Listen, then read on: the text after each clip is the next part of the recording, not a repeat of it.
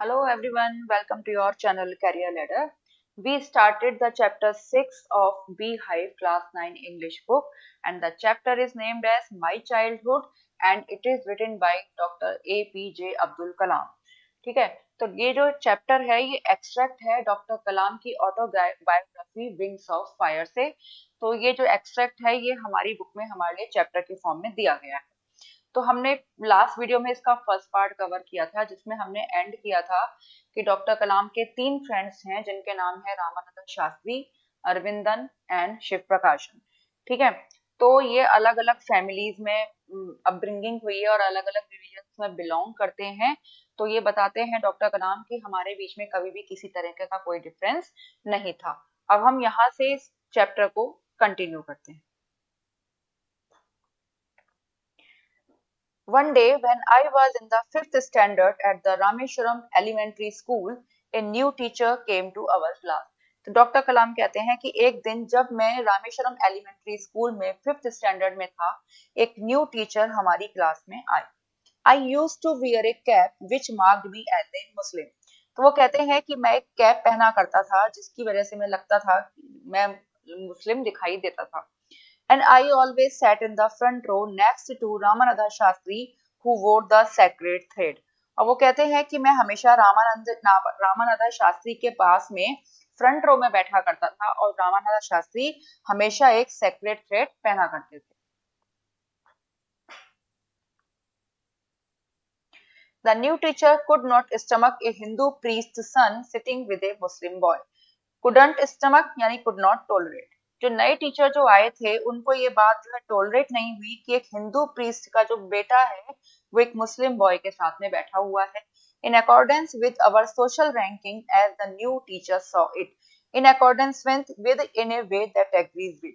तो जिस तरह से हमारी सोशल रैंकिंग होती है, ठीक है, यानी हमारे जो समाज में जो सिस्टम चलता है रिलीजन्स का या कास्ट सिस्टम जो चलता है उसके हिसाब से जो न्यू टीचर ने इसको ऐसे ही देखा। इसी वजह से उनको ये समझ में नहीं आया, ये बात उनको पसंद नहीं आई कि एक हिंदू जो बॉय है वो एक मुस्लिम बॉय के साथ में बैठा हुआ है।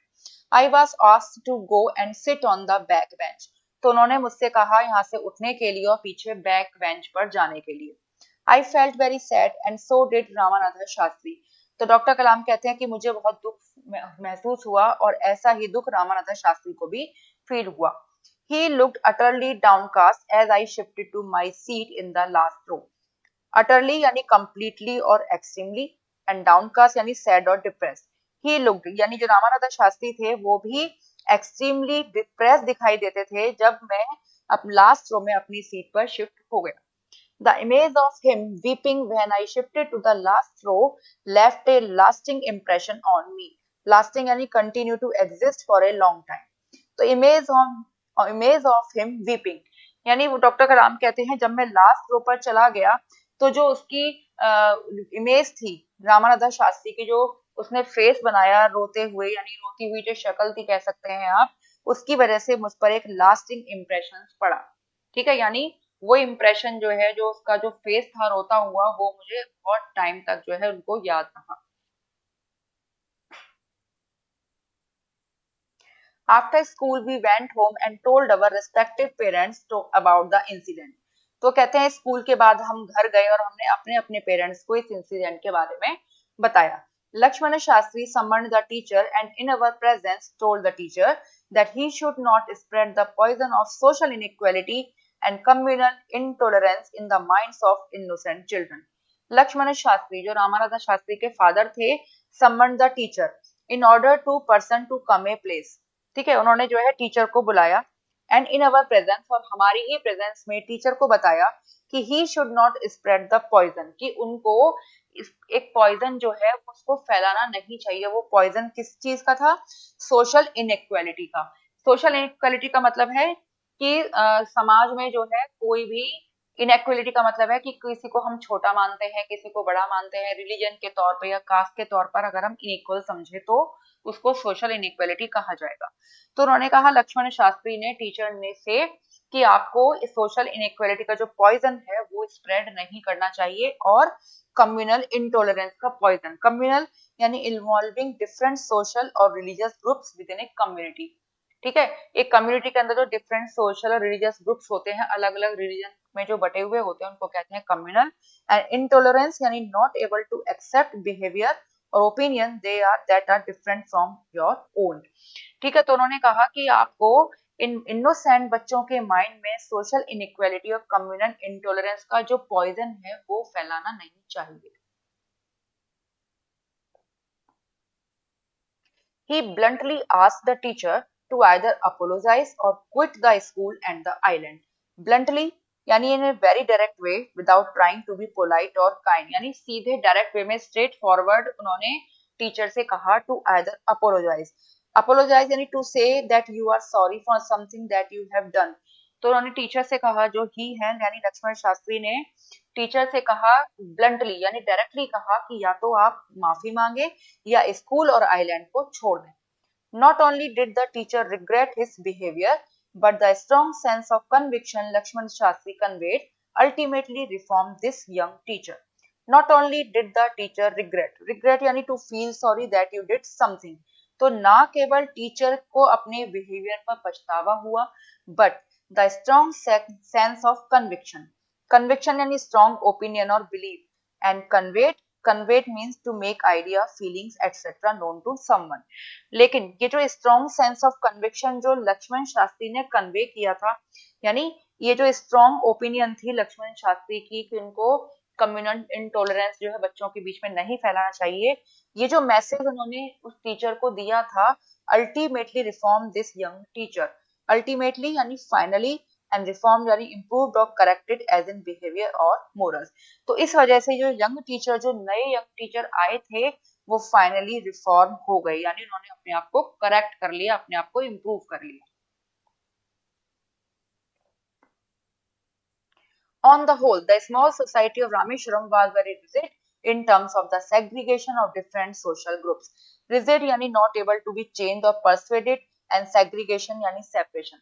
On the whole यानी पूरी तरह से देखा जाए तो स्मॉल सोसाइटी जो थी रामेश्वरम की, वो बहुत रिजिड थी in terms of segregation of different social groups में, यानी डिफरेंट सोशल ग्रुप्स के बेस पर जो है वो उनके डिफरेंट सोशल ग्रुप्स के सेग्रीगेशन के हिसाब से अगर देखा जाए तो जो सोसाइटी थी रामेश्वरम की वो बहुत रिजिड थी, यानी not able to be change. ठीक है, वो चेंज नहीं हो सकती थी। However, my science teachers Siva Subramaniam Iyer, though an orthodox Brahman with a very conservative wife, was something of a rebel.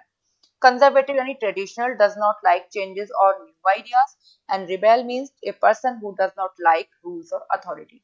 तो वो कहते हैं मेरे जो साइंस टीचर थे जिनका नाम था शिव सुब्रमण्यम अय्यर, वो हालांकि एक ऑर्थोडॉक्स ब्राह्मण थे और उनकी जो वाइफ थी बहुत कंजर्वेटिव थी, यानी ट्रेडिशनल थी, अपने रिलीजन को बहुत मानती थी और नए आइडियाज को आसानी से पसंद नहीं करती थी। Was something of A rebel. जो ये साइंस टीचर थे शिव सुब्रमण्यम अय्यर, ये एक रिबेल टाइप के पर्सन थे। He did his best to break social barriers so that people from varying backgrounds could mingle easily. Social barriers, differences, and inequalities associated with different types of people in society and mingle to mix। तो जो शिव सुब्रमण्यम अय्यर थे उन्होंने अपनी पूरी कोशिश की कि social barrier को ब्रेक कर सके, यानी डिफरेंसेस, जो इनइक्वालिटी जो सोसाइटी में फैली हुई है लोगों के बीच में, उनको खत्म कर सके, ताकि पीपल फ्रॉम वेरिंग बैकग्राउंड, जो डिफरेंट डिफरेंट बैकग्राउंड के लोग हैं, आसानी से एक दूसरे के साथ मिक्स हो सकें। He used to spend hours with me and would say, Kalam, I want you to develop so that you are on par with the highly educated people of the big cities। तो वो जो क्या करते थे, जो अय्यर थे, doctor कलाम के जो साइंस टीचर थे शिव सुब्रमण्यम अय्यर, वो उनके साथ घंटों बिताया करते थे और उनसे कहते थे, Kalam, I want you to develop, मैं चाहता हूँ कि तुम डेवलप करो, तुम ग्रो करो, सो दैट, ताकि यू आर ऑन पार। पार का मतलब इक्वल टू समवन और समथिंग, कि तुम ताकि तुम बड़े शहरों में जो हाईली एजुकेटेड पर्सन है उनके इक्वल हो सको, उनके साथ खड़े हो सको।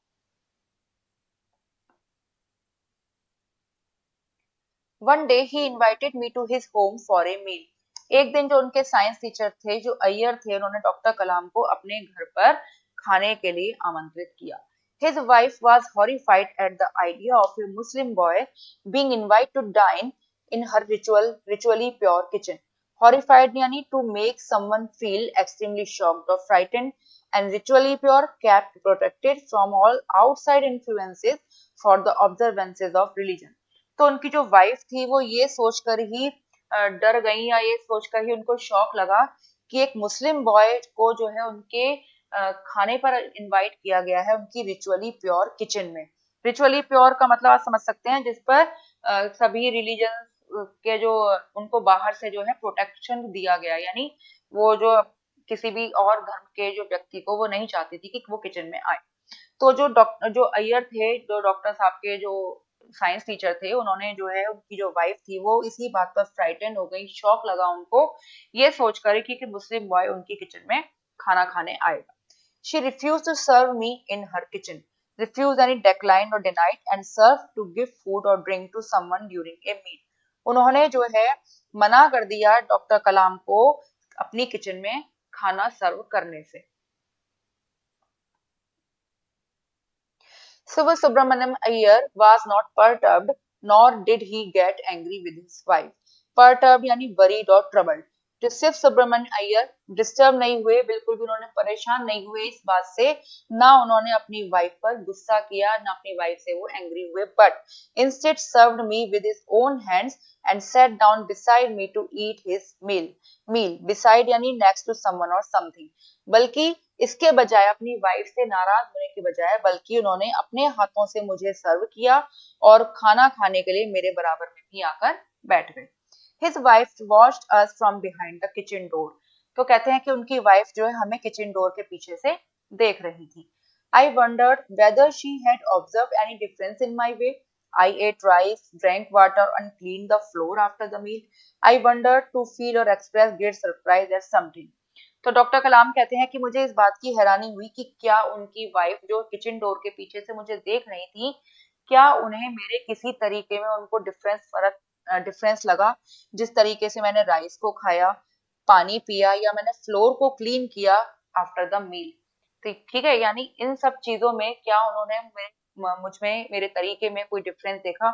When I was leaving his house, Shiv Subramaniam Iyer invited me to join him for dinner again the next weekend. जब मैं उनके घर से निकल रहा था तो शिव सुब्रमण्यम अय्यर ने मुझे इनवाइट किया दोबारा अगले वीकेंड पर डिनर पर आने के लिए।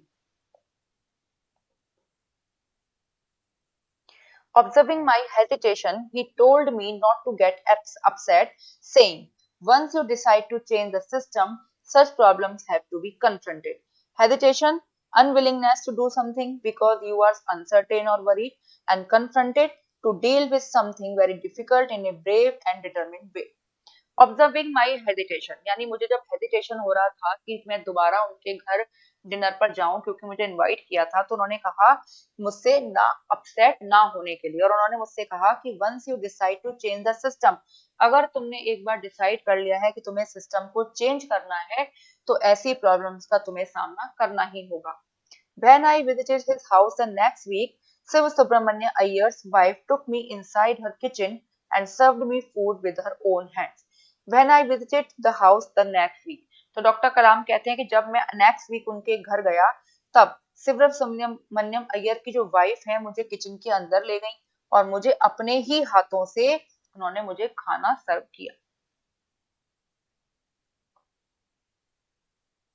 Then the Second World War was over and India's freedom was imminent. Imminent यानी certain to happen very soon. अब जल्दी ही क्या हुआ, सेकेंड वर्ल्ड वॉर जो है खत्म हो गया और इंडिया की जो फ्रीडम थी अब सर्टेन थी यानी होनी ही थी। Indians will build their own India declared Gandhi ji. Gandhi ji ने डिक्लेयर किया कि इंडियंस यानी भारतीय अपना भारत खुद बनाएंगे। The whole country was filled with an unprecedented optimism. Unprecedented यानी unparalleled or new, and optimism यानी the feeling that the future will be good or successful. The whole country was filled in unprecedented optimism. यानी उस समय जो पूरा देश था वो एक नई ऑप्टिमिज्म यानी एक होप्स, नई उम्मीद से भरा हुआ था। I asked my father for permission to leave Rameshwaram and study at the district headquarters in Ramanathapuram. तो डॉक्टर कलाम कहते हैं कि मैंने अपने पिता से परमिशन मांगी कि मैं रामेश्वरम से जा सकूं और रामनाथापुरम में डिस्ट्रिक्ट हेडक्वार्टर्स में स्टडी कर सकूं। He told me as if thinking aloud. Abul, I know you have to go away to grow. उन्होंने मुझसे कहा if thinking aloud, थोड़ी तेज आवाज में उन्होंने मुझसे कहा, अबुल, I know you, मैं जानता हूँ कि you have to go away to grow, कि तुम्हें grow करने के लिए, development करने के लिए तुम्हें जाना ही होगा. Does the seagull not fly across the sun alone and without a nest? Seagull a seabird है that has white and grey feathers. ठीक है, तो क्या सीगल भी सन के पार नहीं जाती है अकेले एंड विदाउट ए नेस्ट, बिल्कुल अकेले और बिना घोंसला बनाए हुए. He quoted Khalil Gibran to my hesitant mother. Your children are not your children. Hesitant mother. Hesitant mother का मतलब है यहाँ पे जब बच्चा घर से बाहर जाता है, कहीं दूर जाता है, तो ऑब्वियसली मदर्स को चिंता होती ही है कि बच्चा कहाँ रहेगा, कैसे खाएगा. तो इस तरह की जो चिंता है वो डॉक्टर कलाम की जो मदर हैं उनको भी हो रही थी. तो उनके जो फादर हैं उन्होंने खलील जिब्रान की जो कोटेशंस हैं वो उनकी मदर से कहा, your children are not your children, कि तुम्हारे बच्चे अब तुम्हारे बच्चे नहीं हैं. They are the sons and daughters of life's longing for itself. Life's longing for itself means the life force acting through us. कि अब ये जो तुम्हारे बेटे हैं या बेटियां हैं, सन एंड डॉटर्स हैं, वो है लाइफ्स लॉन्गिंग फॉर इटसेल्फ, यानी वो जीवन कह सकते हैं, लाइफ कह सकते हैं. अब ये उनके बच्चे हैं, यानी अब तुम्हारे बच्चे नहीं रहे. They came through you but not from you. They come through you, यानी वो तुम्हारे माध्यम से आए हैं. उनको इस दुनिया में जो लाने का जो मीडियम है वो हम हैं, बट नॉट फ्रॉम यू, लेकिन ये तुमसे नहीं आए. You may give them your love but not your thoughts. तुम उन्हें अपना प्यार दे सकते हो लेकिन अपने विचार नहीं दे सकते. तो जो फादर हैं उनके, डॉक्टर कलाम की मदर से कहते हैं कि तुम्हारे बच्चे नहीं हैं, ये लाइफ को जीने के लिए बने हुए हैं. ठीक है, ये हमारे माध्यम से इस वर्ल्ड में आए हैं लेकिन हमसे नहीं है. You may give them your love but not your thoughts. आप उन्हें अपना प्यार दे सकते हैं लेकिन अपने विचार उन्हें नहीं दे सकते. For they have their own thoughts, क्योंकि उनके पास अपने खुद के विचार होते हैं. तो आई होप आपको ये चैप्टर समझ में आ गया होगा, इसकी एक्सप्लेनेशन आपको अच्छी तरह से समझ में आ गई होगी. तो हमें कमेंट करके जरूर बताइएगा. तो मिलते हैं आपसे नेक्स्ट वीडियो में, तब तक के लिए बाय बाय.